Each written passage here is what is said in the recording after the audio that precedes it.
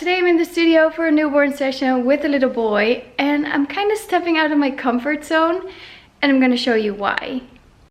So I don't know if you notice anything different, but it's the color of the backdrop. As you can see, my backdrop is dark blue. It's almost like a denim blue. Also, I have two little outfits ready to match it. So these little overalls, which are super soft and stretchy, perfect for a newborn. Or these little pants. It's like little sweatpants almost. Also exact same color, so it looks perfect. But as you can see, the backdrop on my Paloma shell is denim blue. It's dark blue. Yeah, the parents have chosen that. So yeah, they really like dark blue. I do have some like lighter grays to lighten it up as far as wraps. I think it's gonna be really cool to try out denim blue as a backdrop. So yeah, normally I would go towards these colors like sand, like an off-white. I really like those. So denim blue wouldn't really be my choice per se, but we're gonna see what it looks like.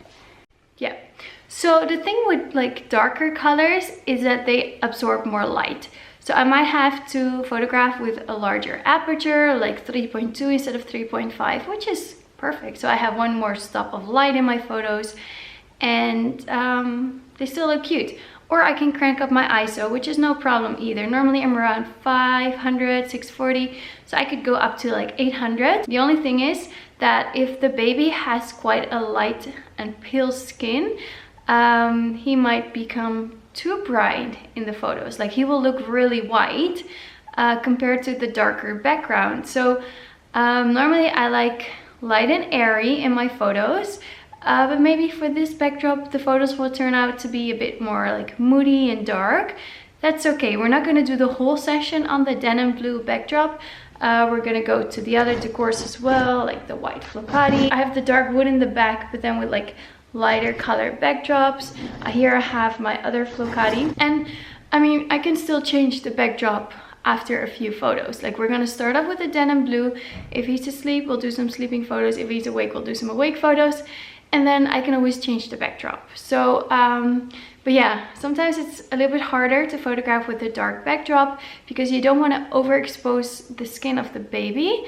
And the dark backdrop just absorbs more light. So you have to like deal with that in the photos. In my editing as well, I might have to choose some different techniques so that the photos will turn out great. So yeah, what do I do? Like the fun part is that I usually don't have parents choose this color because it's not part of my options.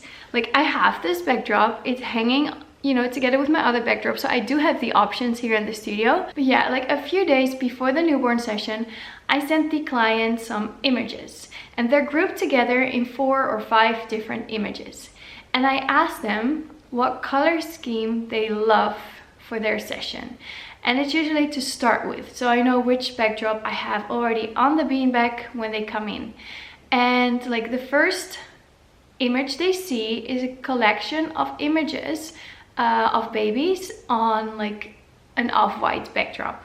So I have this as a question: do you like, you know, off-white as your base color?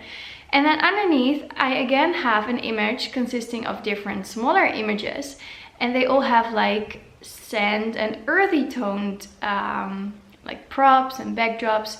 And I asked them if maybe that's what they prefer.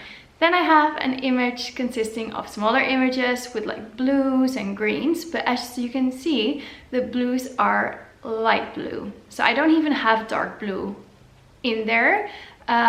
These parents have just emailed me, they really like dark blue and also some earthy tones, so we're gonna work with those. But in my options as to choose from what they like, you don't see dark blue because it's just out of my comfort zone. If these photos today turn out great, I might add them into the collage, and then parents can choose that as well. Then for the girls, I have another image consisting of like babies surrounded with purple and pink and peachy tones. And then I have an image which consists of smaller images with like yellow and mustard yellow tones, which I really like. And I've added that one later because it's kind of like a trendy color right now, the same as the moss green. Yeah, sometimes colors come and go. The mustard yellow is really popular here right now for nurseries, for baby clothes.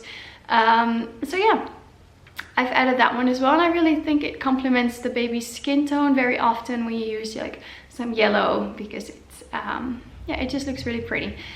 And parents choose it as well because they see it. Like if you just ask them before the session, what kind of colors do you like for your newborn session? They have no idea maybe what's available, what would look great on a baby, what they can choose from. So they might just go with the earthy tones, like the neutrals, because it's very safe. It's a safe option, and it usually looks really great in your home decor. So if you want to print a photo large and hang it in your living room, it'll go with a lot of the furniture, you know, because it's very neutral. Yeah, but sometimes when they see a baby in a purple decor, maybe beforehand they never thought that they would like purple, but then it just looks so beautiful in the example image that I've shown them, that they will choose purple, and it might look really great on their baby. Maybe they have that color in the nursery as well, so they can, you know, print one large in the nursery. So yeah, and I almost never do it one session in one color. We pick 2 or 3 colors, or we go with one base color, and then we have like different variations on that color during the session, so that in the end you have a beautiful collection of images which don't look all similar but have some variety in there as well. So yeah, go with the flow as well. Like if you see that a color makes a baby really pale, maybe even like greenish, yellowish, just very washed out in their face, maybe you have to change the color of the backdrop so it'll complement them better. So yeah, I'm excited for the people to come now, and curious to see what the denim blue is going to look like in the photos.